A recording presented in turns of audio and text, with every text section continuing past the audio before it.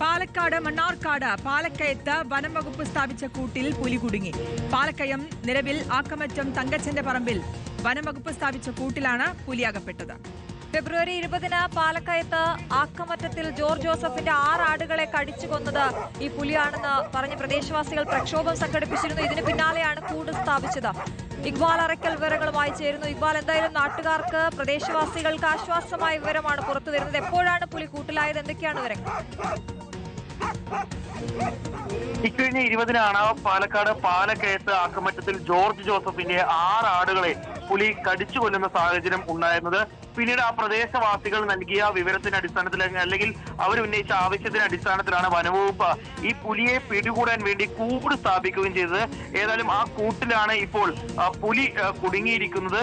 ഈ കൂട് സ്ഥാപിച്ച് 2-ാം ദിവസം തന്നെ പുലി കൂട്ടിലായി എന്നുള്ളത് നാട്ടുകാർക്ക് ഏറെ ആശ്വാസകരമായിട്ടുള്ള ഒരു വിവരമാണ്. കാരണം ആളുകൾ വല്ലാത്ത രീതിയിലുള്ള ഭയത്തിലും ആശങ്കയിലുമായിരുന്നു ഉണ്ടായിരുന്നത്. രാത്രികാലങ്ങളായാൽ പുറത്തിറങ്ങാൻ കഴിയാത്ത സ്ഥിതിയായിരുന്നു. ഒരു അത്യാവശ്യത്തിന് പോലും വീടുകളിൽ നിന്ന് പുറത്തിറങ്ങാൻ പേടിച്ചായിരുന്നു പാലക്കയത്തെ ആളുകൾ കഴിഞ്ഞിരുന്നത്. അതുകൊണ്ട് തന്നെ എത്രയും പെട്ടെന്ന് ഈ പുലിയെ പിടികൂടണം എന്നുള്ളതായിരുന്നു നാട്ടുകാരുടെ ആവശ്യം. അങ്ങനെയാണ് വനവകുപ്പ് ഈ പാലക്കയം മേഖലയിൽ പുലിയെ പിടികൂടാൻ വേണ്ടി ഈ കൂട് സ്ഥാപിച്ചത്.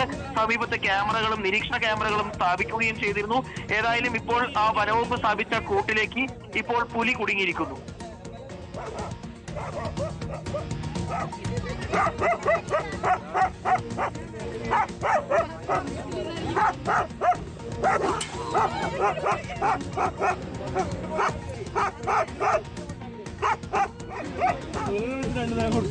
ഇക്ബാൽ തുടരുന്നുണ്ട്. ഇക്ബാൽ, വലിയ പ്രതിഷേധമൊക്കെ ഉണ്ടായതാണ് പുലിയെ പിടികൂടണമെന്ന് ആവശ്യപ്പെട്ട്. എന്തായാലും ഒടുവിൽ പുലി കൂട്ടിലായിരിക്കുന്നു. ഇനി അടുത്ത നടപടികൾ എന്തൊക്കെയാണ്?